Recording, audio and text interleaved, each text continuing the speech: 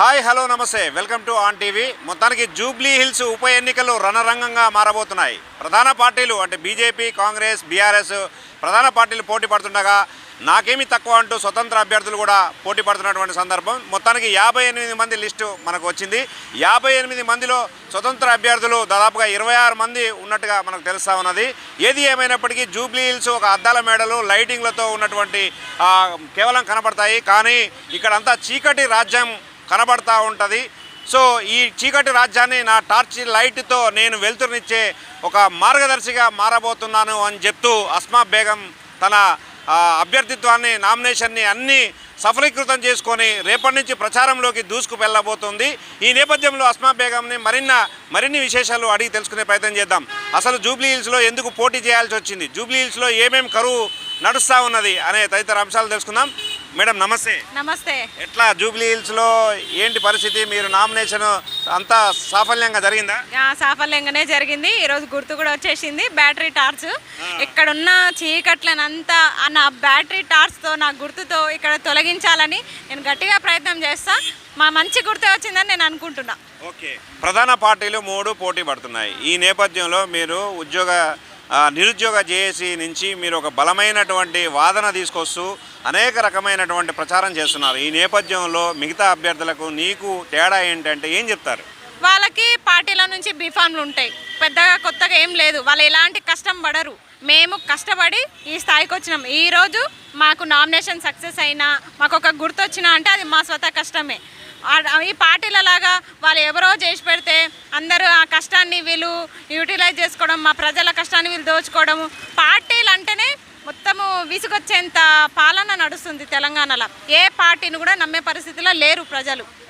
అందుకే స్వతంత్ర అభ్యర్థులు ఇంతమంది ముందుకు వచ్చిరంటే పార్టీల వల్ల విసుగు చెంది, పార్టీల వల్ల నష్టపోయి, అందుకే కావాలని మేము కూడా చదువుకున్న వాళ్ళం రాజకీయాల్లో ఎందుకు ఉండొద్దు, మేము కూడా చట్టసభలు ఉంటే ఇలాంటి పిచ్చి కుక్కల్ని అడుకునే అవసరం ఉండదు కదా, మా పరిపాలన మేమే చేస్తాం. ప్రధాన పార్టీలు పిచ్చి కుక్కలతో పోలిస్తే దాన్ని ఏ రకంగా చూడాలంటారు? ఇది ప్రజాస్వామ్య దేశం అనుకోవాలా, ప్రజాస్వామ్య రాష్ట్రం అనుకోవాలా, ఏమనుకోవాలి? పిచ్చి కుక్కలే. లేకపోతే ప్రజాస్వామ్య దేశం అయితే మాకు స్వేచ్ఛ ఎక్కడుంది? మరి మేము మాట్లాడుతున్నాము, ఇంత సమస్యలు చెప్తున్నాము. ప్రజాస్వామ్యం అంటే ప్రజలకి సరైన వసతులు, అన్ని ప్రాథమిక నిధులు అన్ని సమకూర్చి పెట్టే వాళ్ళకి వసతులు అన్ని కల్పిస్తే అది ప్రజాస్వామ్య దేశం అవుతుంది.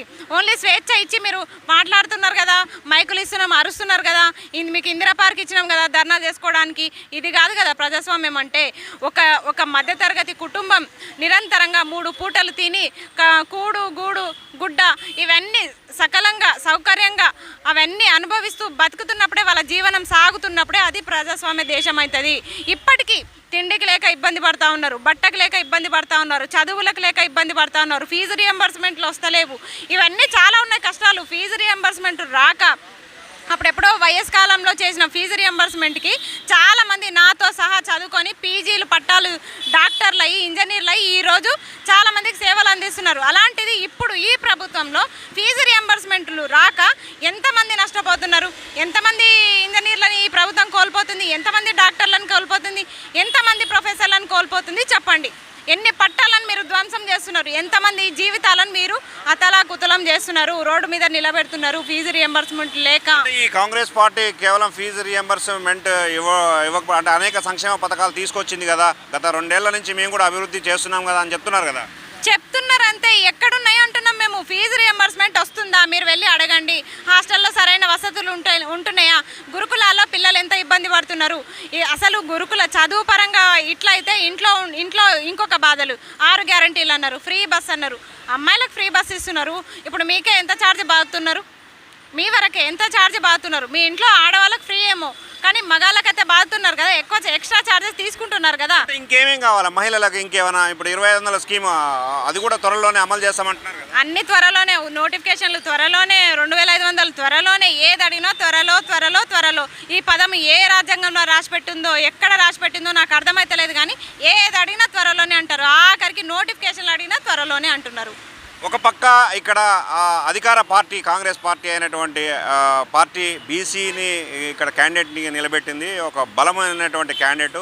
అలాగే లోకల్గా ఉన్నటువంటి క్యాండిడేట్. ఈ రకమైనటువంటి పరిస్థితుల్లో అధికార పార్టీని కాదనుకొని కూడా మీరు గెలుస్తారని ఎట్లా ధీమా వ్యక్తం చేస్తున్నారు అనేది ఇక్కడ పెద్ద సందేహం. మీ భాషల బలమైన క్యాండిడేట్ అంటే ఏందో నాకు తెలియదు, కానీ అంత బలమైన క్యాండిడేట్ అయితే ఇంతకుముందు నిలబడ్డప్పుడే 2 సార్లు ఎందుకు ఓడిపోయిండు?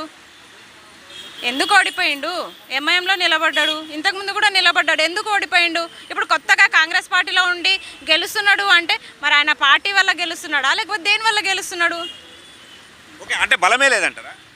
బలం ఉంటే ఇంతకుముందు గెలిచేటోడు కదా అంటున్నా నేను లోకల్ క్యాండిడేట్ అంటున్నాడు. లోకల్ క్యాండిడేట్ అయితే ఇంతకుముందు ఎందుకు గెలవలేదు? లోకల్ క్యాండిడేటే, లోకల్ నాన్ లోకల్ నైజా అంతా ఓన్లీ క్యాండిడేట్ కా క్యారెక్టర్ జాంతా. మరో పక్క టీఆర్ఎస్ పార్టీ గత 10 ఏళ్లలో అనేక అభివృద్ధి సంక్షేమ పథకాలు కూడా తీసుకొచ్చాము. మేము కూడా మాగంటి గోపీనాథ్ ఆయన అకాల మరణం వల్ల మాకు కూడా కొంచెం సింపతి ఓట్లతోటి మేము కూడా మళ్ళీ ఈసారి కూడా విజయం సాధించబోతున్నాం అనే ధీమా వ్యక్తం చేస్తున్నారు. దీన్ని ఎట్లా చూడాలి? దీనికైతే ఆన్సర్ చెప్తా. సింపతికే ఓట్లు పడతాయంటే తెలంగాణ మొత్తంలో, ప్రపంచం మొత్తంలో ఫస్ట్ నాకే పడాలి సింపతి ఓట్లు పడాలంటే. ఏం చూసి మీ సింపతి? ఎందుకు? నాకు పేరెంట్స్ లేరు, ఎటు ముందు వెనక సపోర్ట్ లేరు, సింగిల్గా నేను డీల్ చేస్తున్నా. ఇంకా అంతకంటే సింపతి, ఒక అమ్మాయిని సింగిల్గా డేర్ చేస్తున్నా, మరి ఇంతకంటే సింపతి ఎక్కడ ఉంటుంది చెప్పండి? పేరెంట్స్ లేని అమ్మాయి ముందుకు వస్తుంది, చదువుకున్న అమ్మాయి ముందుకు వస్తుంది అనుకుంటే మరి సింపతి ఓట్ల పడాలంటే నాకే పడాలి.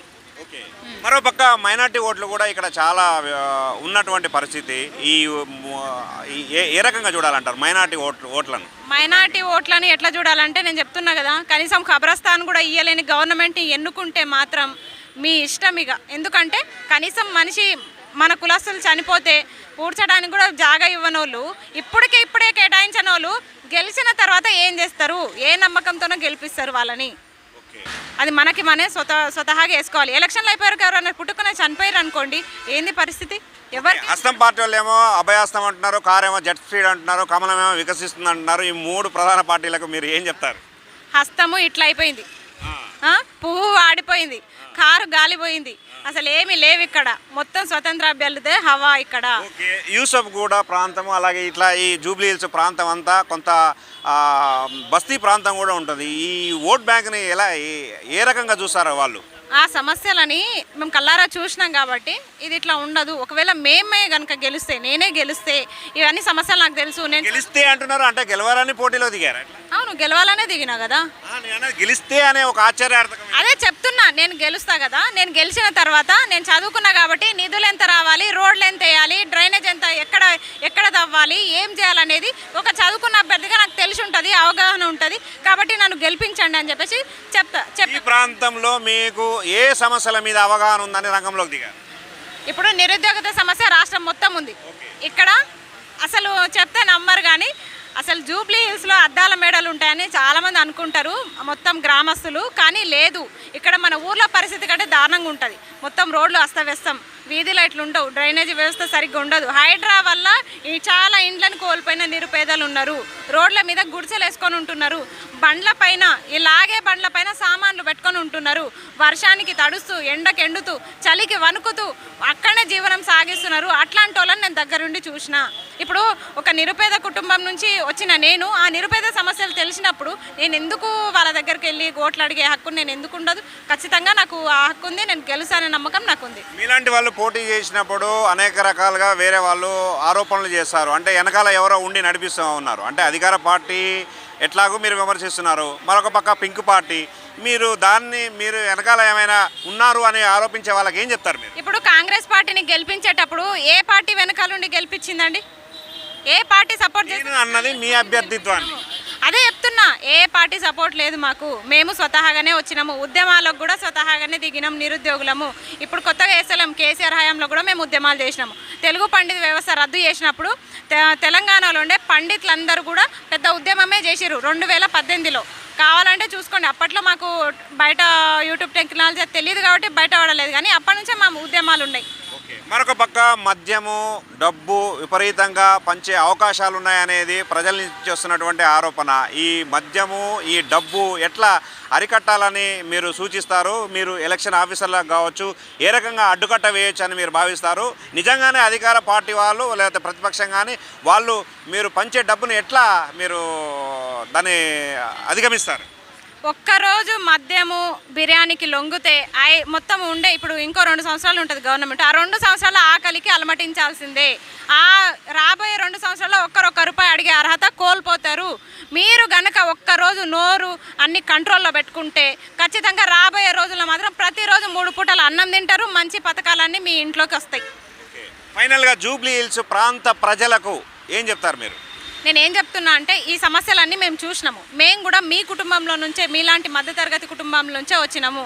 రాగానే కార్ తీసి దిగి, ఏసీ కార్లో నుంచి దిగి, టైం ఉన్నప్పుడు ప్రజల్ని కలుస్తా, ఇట్లాంటి నాయకుల్ని ఎన్నుకునే కంటే ఒకవేళ నన్ను గెలిపిస్తే ఖచ్చితంగా మీ రేషన్ కార్డులోనే నేనుంటా, మీ ఇంట్లోనే నేనుంటా, రోజు ఒకరింట్లో ఉంటా. ఎలాగో నాకు కుటుంబం లేదు కాబట్టి మీ కుటుంబంలోనే ఒక మనిషిగా మీ ఇంట్లోనే ఉండిపోతా. ఓకే, టార్చ్ లైట్ కదా మీది? అవును. Okay, right. మొత్తానికి టార్చ్ లైట్తో నేను వెలుగులు ప్రజలకు తీసుకొస్తాననేది చెప్తా ఉన్నారు. అభయహస్తం కాస్త వేలాడబడింది, కమలం వాడిపోయింది, కారు టైర్ పంచర్ అయిపోయి గాలిపోయింది. ఇక నేనే వెలుగుని ఇవ్వబోతున్నాను, జూబ్లీ హిల్స్లో నేనే గెలవబోతున్నాను అనే ధీమా వ్యక్తం చేస్తున్నారు. ఎనీవే 14వ తారీఖు, వచ్చే నెల 14వ తారీఖు నాడు అస్మా బేగం యొక్క రిజల్ట్ ఏ రకంగా ఉంటుందో వేచి చూడాలి. ఇది ఇవాల్టి అస్మా బేగంతో స్పెషల్ ఇంటర్వ్యూ. మరొక స్పెషల్ వ్యక్తితో అంటే మరొక క్యాండిడేట్తో మళ్ళీ మీ ముందుకు వచ్చే ప్రయత్నం చేస్తాను. అప్పటి వరకు ఆన్ టీవీతో టచ్లో ఉంటారని ఆశిస్తూ this is Balu signing off. నమస్తే.